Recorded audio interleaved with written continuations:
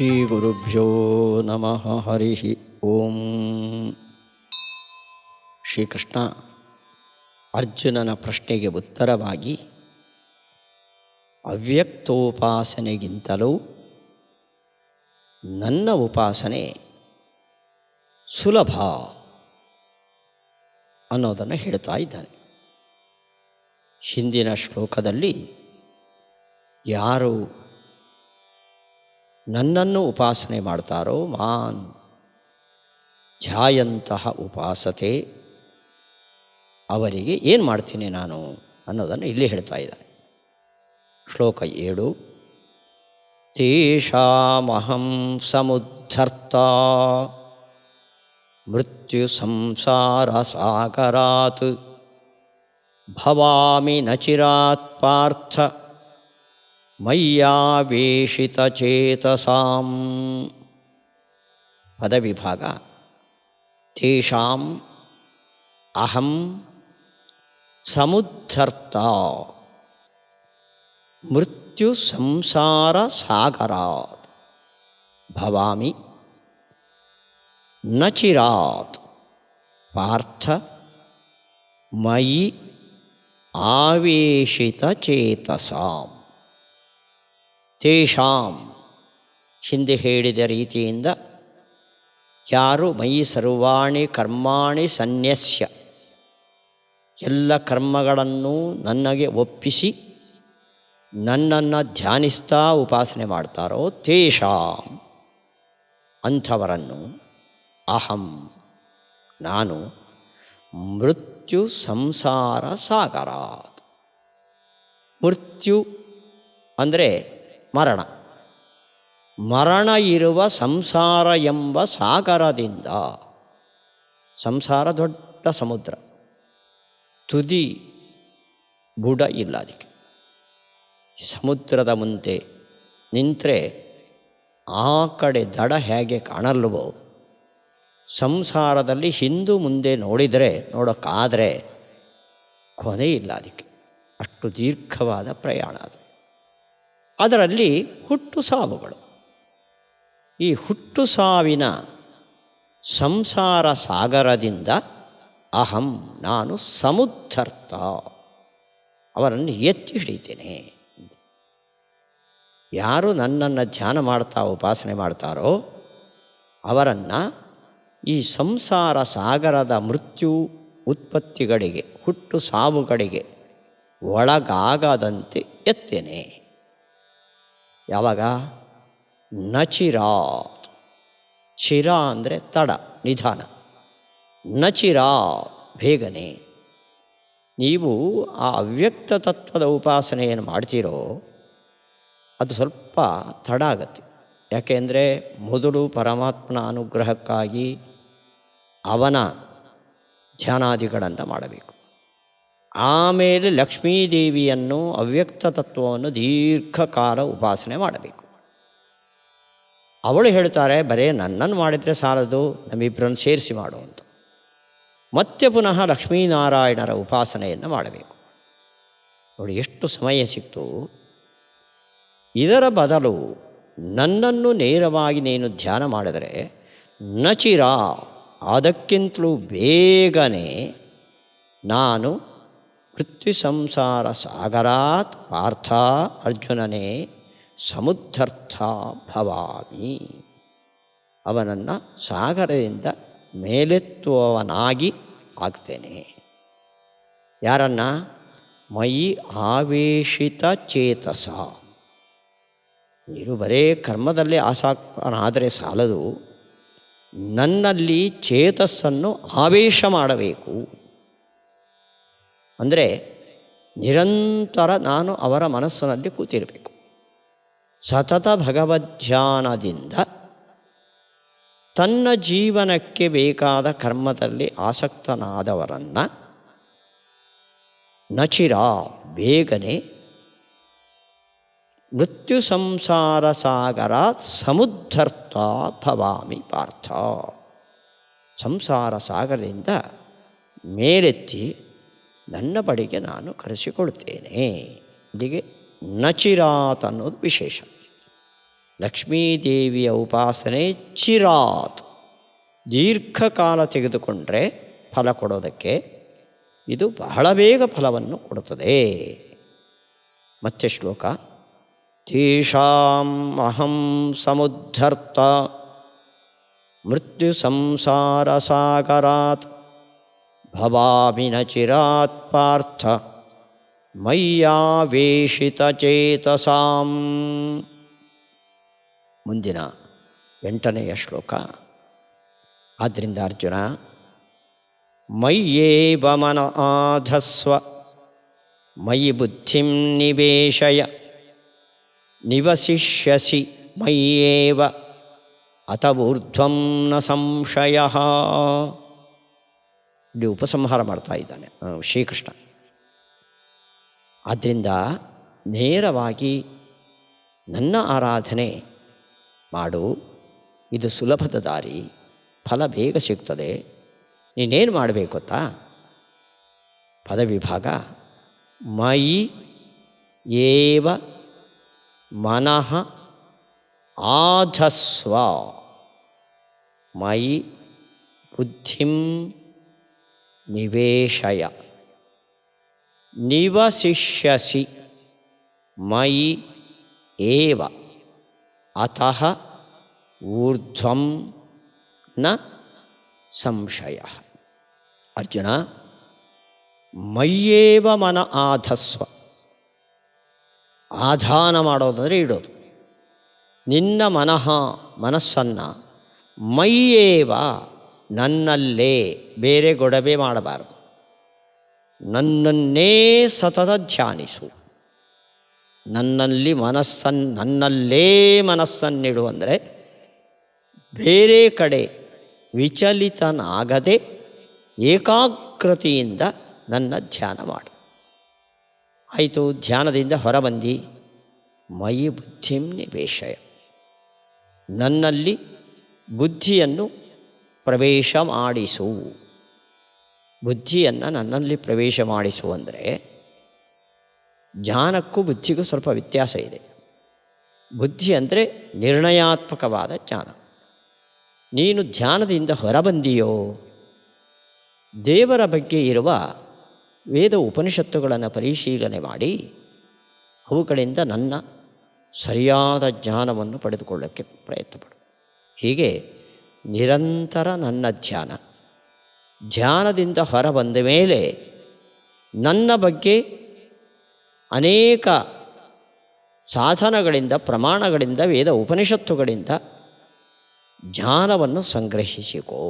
ಮಯಿ ಬುದ್ಧಿಂ ನಿವೇಶಯ, ನನ್ನ ವಿಷಯದಲ್ಲಿ ನಿನ್ನ ನಿರ್ಣಯಾತ್ಮಕ ಜ್ಞಾನವನ್ನು ಹೊಂದು.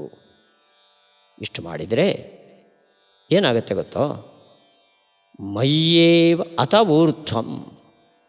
ಅದರ ನಂತರ ಒಂದು ದಿವಸ ಈ 2 ಕೆಲಸಗಳನ್ನು ಮಾಡಿದರೆ ಅತಃ ಊರ್ಧ್ವಂ, ಆನಂತರ ಒಂದು ದಿನ ಮಯ್ಯೇವ ನಿವಸಿಷ್ಯಸಿ, ನನ್ನ ಮನೆಯಲ್ಲೇ ವಾಸ ಮಾಡ್ತಿ.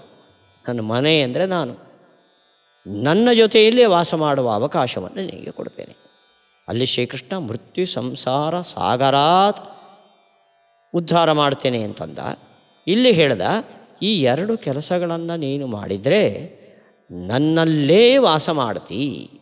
ಅರ್ಥಾತ್ ಪರಮಾತ್ಮನ ಜೊತೆಯಲ್ಲೇ ನೀನು ಇರುವ ಸುಯೋಗವನ್ನು, ಮೋಕ್ಷವನ್ನು ಕರುಣಿಸ್ತೇನೆ. ಸುಮ್ಮನೆ ಇದು ಹೊಗಳಿಕೆ ಮಾತು, ನಿನ್ನ ಎದುರುಗಡೆ ನಿನಗೆ ಪ್ರೋತ್ಸಾಹ ಕೊಡುವ ಮಾತು ಅಂತ ಅಂದ್ಕೊಳ್ಬೇಡ. ನ ಸಂಶಯ, ಇದರ ಬಗ್ಗೆ ನಿನಗೆ ಸಂಶಯ ಬೇಡ.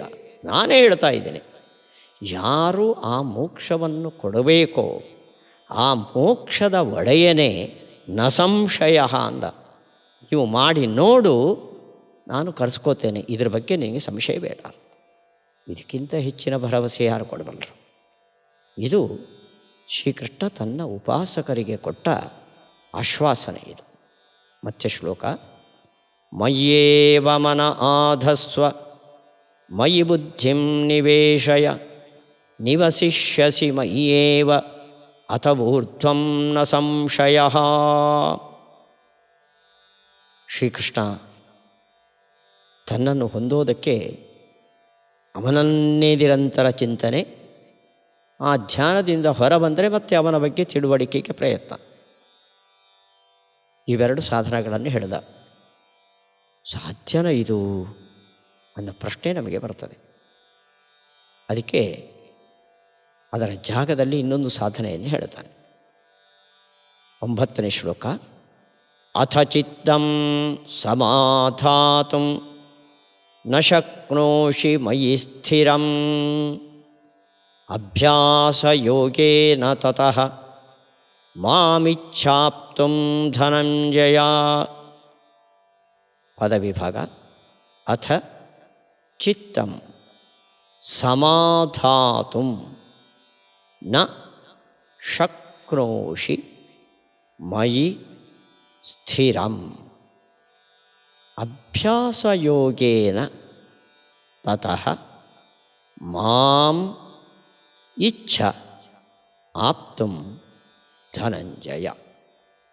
ಅಥ ನಿನಗೆ ಈ ನಿರಂತರ ಧ್ಯಾನ ಅಭ್ಯಾಸ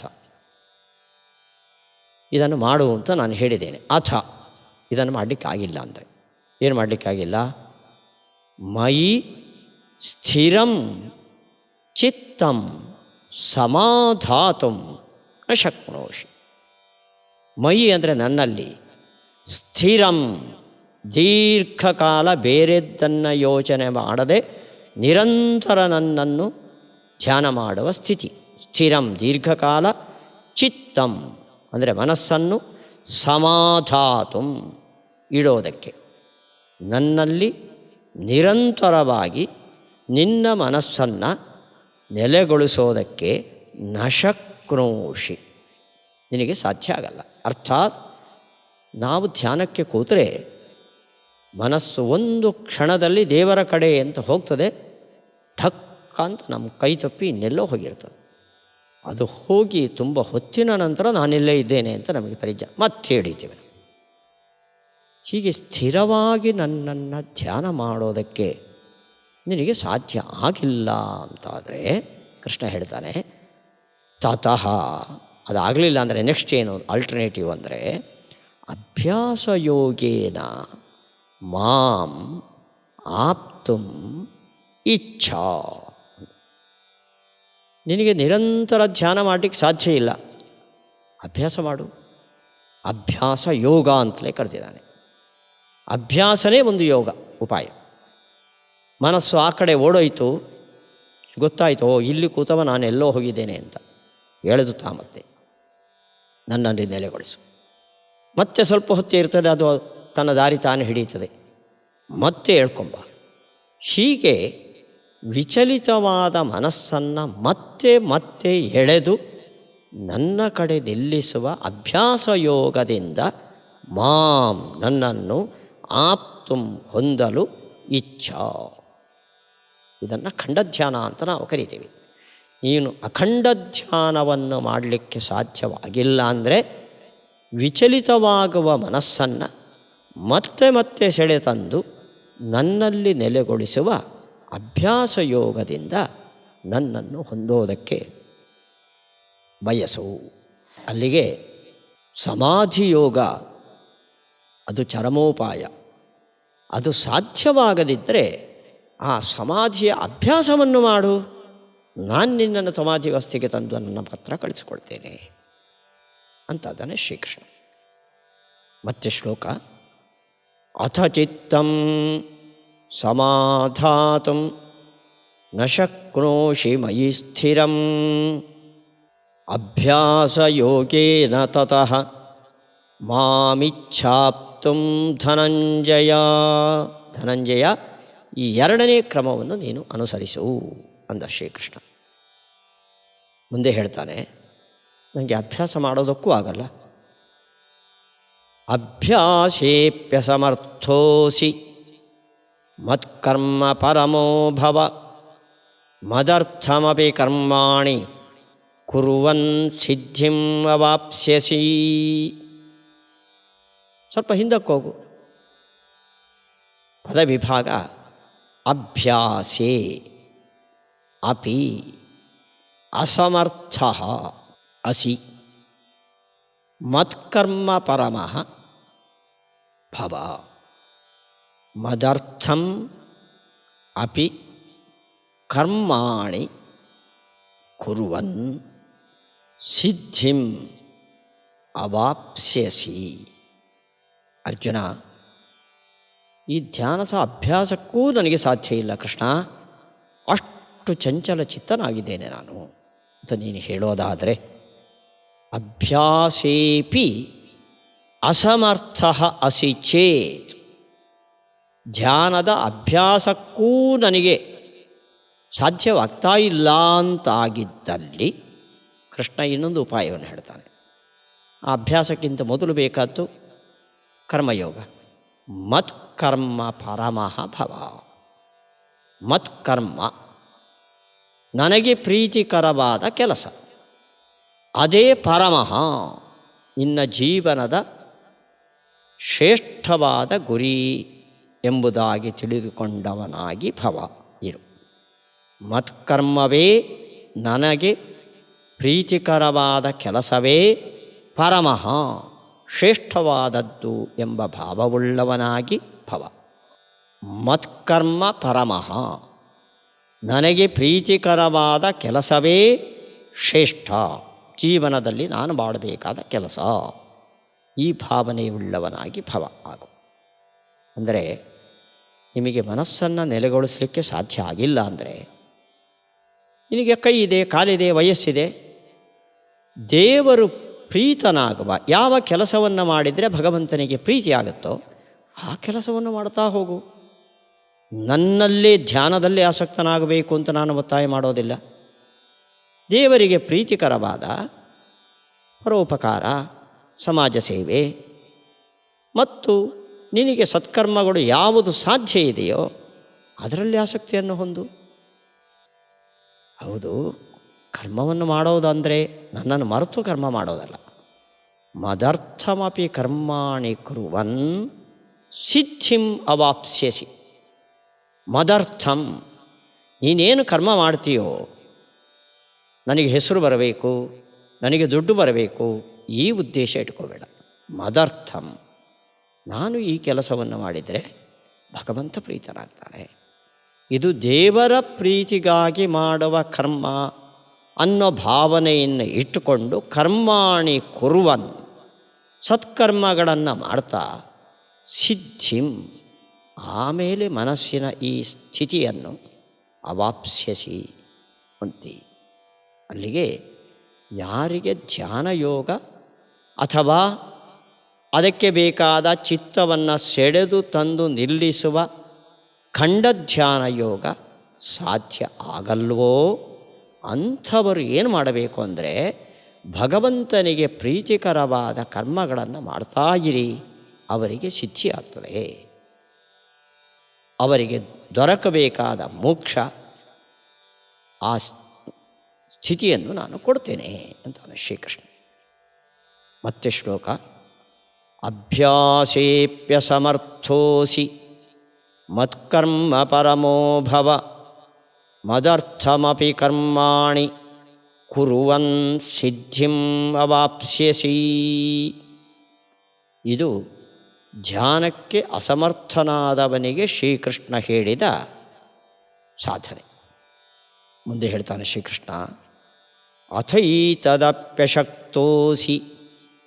ಕರ್ತುಂ ಮದ್ಯೋಗಮಾಶ್ರಿತಃ ಸರ್ವಕರ್ಮಫಲತ್ಯಾಗಂ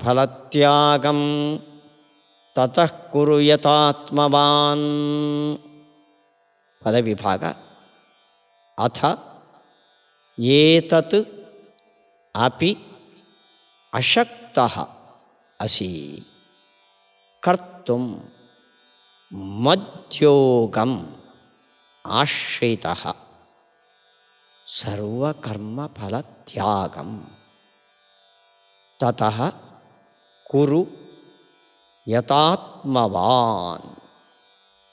ಕೃಷ್ಣ, ನಿನಗೆ ಪ್ರೀತಿಕರವಾದ ಕರ್ಮವನ್ನು ಮಾಡು ಅಂತ ನೀನು ಹೇಳ್ತಿ. ಆದರೆ ನನಗೆ ಇಷ್ಟವಾದ ಅನೇಕ ದೇವತೆಗಳಿದ್ದಾರೆ.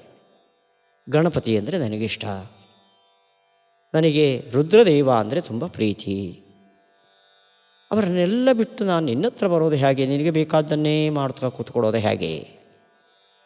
ಕೃಷ್ಣ ಹೇಳ್ತಾನೆ, ಅಥ ಏತದಪಿ ಅಶಕ್ತೋಸಿ, ನನಗೆ ಪ್ರಿಯವಾದ ಕರ್ಮವನ್ನು ಮಾತ್ರ ಮಾಡೋದಕ್ಕೂ ನಿನಗೆ ಸಾಧ್ಯ ಆಗಿಲ್ಲ ಅಂದರೆ ಮದ್ಯೋಗಮಾಶ್ರಿತ ಏತದಪಿ ಕರ್ತುಂ ಅಶಕ್ತೋಸಿ, ನನ್ನ ಬಗ್ಗೆ ಕರ್ಮಯೋಗ ಧ್ಯಾನಯೋಗಗಳನ್ನು ಹೊಂದಿ ನನಗೆ ಪ್ರೀತಿಕರವಾದ ಕರ್ಮವನ್ನು ಮಾಡೋದಕ್ಕೂ ನಿನಗೆ ಸಾಧ್ಯ ಆಗಿಲ್ಲ ಅಂದರೆ ಸರ್ವಕರ್ಮ ಫಲತ್ಯಾಗಂ ತತಃ ಕುರು ಯಥಾತ್ಮವಾನ್.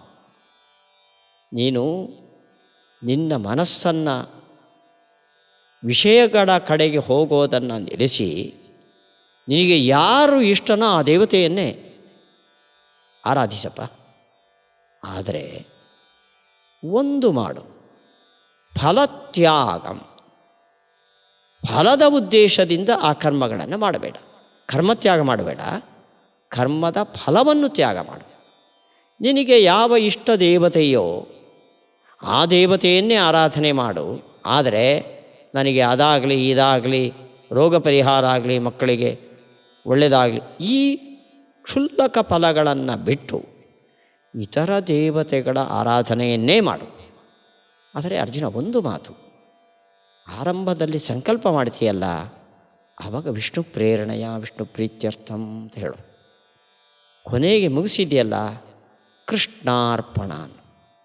ಹೀಗೆ ಮೊದಲು ಕೊನೆಯಲ್ಲಿ ನನ್ನನ್ನು ನೆನೆಸಿಕೊಂಡು ಯತ ಆತ್ಮವಾನ್, ಮನಸ್ಸನ್ನು ನಿಗ್ರಹಿಸಿ ಇತರ ದೇವತೆಗಳು ನಿನಗೇನು ಬೇಕೋ ಆ ಕರ್ಮವನ್ನು ಮಾಡು, ಫಲದ ಆಸೆಯನ್ನು ಬಿಡು. ಅಲ್ಲಿಗೆ ನಿರಂತರ ನನಗೆ ಪ್ರಿಯವಾದ ಕರ್ಮಗಳನ್ನೇ ಮಾಡಲಿಕ್ಕೆ ಸಾಧ್ಯವಾಗದಿದ್ದಾಗ ನೀನು ಏನು ಕರ್ಮ ಮಾಡ್ತೀಯೋ ಅದರ ಫಲವನ್ನು ಬಿಟ್ಟುಬಿಡು. ಆರಂಭದಲ್ಲಿ ಕೊನೆಯಲ್ಲಿ ಬೆಳಿಗ್ಗೆ ಎದ್ದ ಕೂಡಲೇ ನಾನು ದೇವರಿಗೆ ಪ್ರೀತಿಕರವಾದ ಕೆಲಸವನ್ನು ಮಾಡ್ತೇನೆ, ನೀನೇನು ಬೇಕಾದರೂ ಮಾಡ್ಕೊ. ಕೊನೆಗೆ ಮಲಗುವಾಗ ನಾನು ಬೆಳಗ್ಗಿನಿಂದ ಸಾಯಂಕಾಲದವರೆಗೆ ಏನು ಮಾಡಿದ್ದೇನೋ, ಕೆಟ್ಟದು ಮಾಡಿರ್ಬೋದು, ಒಳ್ಳೆಯದು ಮಾಡಿರ್ಬೋದು. ಒಳ್ಳೆಯದರಿಂದ ಶುಭ ಫಲ ಬೇಕಾಗಿಲ್ಲ, ಕೆಟ್ಟದ್ರಿಂದ ಕೆಟ್ಟ ಫಲ ನಂಗೆ ಕೊಡಬೇಡ ದೇವಾ, ನೀನು ಪ್ರೀತನಾಗು ಅನ್ನೋ ಭಾವವನ್ನು ಮಾಡು. ನೋಡಿ, ಎಲ್ಲಿವರೆಗೆ ಆ ಸಾಧನೆಯ ಮಟ್ಟವನ್ನು ನಮ್ಮ ಸಮೀಪದವರೆಗೆ ತರಲಿಕ್ಕೆ ಶ್ರೀಕೃಷ್ಣ ಅವಕಾಶವನ್ನು ಕೊಟ್ಟಿದ್ದಾನೆ. ನೋಡಿ, ನೀವು ನಿಮ್ಮ ಕೆಲಸಗಳನ್ನೇ ಮಾಡಿಕೊಂಡಿದ್ದು ಆರಂಭ ಕೊನೆಯಲ್ಲಿ ಭಗವಂತನ ಧ್ಯಾನದಲ್ಲಿ ಮುಳುಗಿದ್ರೆ ಆ ಸಿದ್ಧಿಯ ಮಾರ್ಗವನ್ನು ನಾನು ಕೊಡ್ತೇನೆ ಶ್ರೀಕೃಷ್ಣ. ಮತ್ತು ಶ್ಲೋಕ, ಅಥೈತದಪಿ ಅಶಕ್ತೋಸಿ ಕರ್ತುಂ ಮದ್ಯೋಗಮಾಶ್ರಿತಃ ಸರ್ವಕರ್ಮ ಫಲತ್ಯಾಗಂ ತತಃ ಕುರು ಯಥಾತ್ಮವಾನ್. ಈ ಶ್ಲೋಕದಲ್ಲಿ ನಾವು ಮುಗಿಸಿ ಮುಂದಿನ ಚಿಂತನೆಯಲ್ಲಿ ನೋಡೋಣ. ಈ ಭಗವದ್ಗೀತೆಯ ಪಾಠದ ಪ್ರಾಯೋಜಕತ್ವವನ್ನು ಶ್ರೀಮತಿ ಋತು ನಾರಾಯಣ ರಾವ್ ಇವರು ವಹಿಸಿಕೊಂಡು ಭಗವಂತನ ಸೇವೆಯನ್ನು ಮಾಡಿದ್ದಾರೆ. ಇಂಥ ಪ್ರವಚನಕ್ಕೆ ಸಹಾಯ ಮಾಡೋದು ಅಂದರೆ 10 ಜನಕ್ಕೆ ಜ್ಞಾನದ ಔತಣವನ್ನು ಬಡಿಸೋದು ಅಂತ ಅರ್ಥ.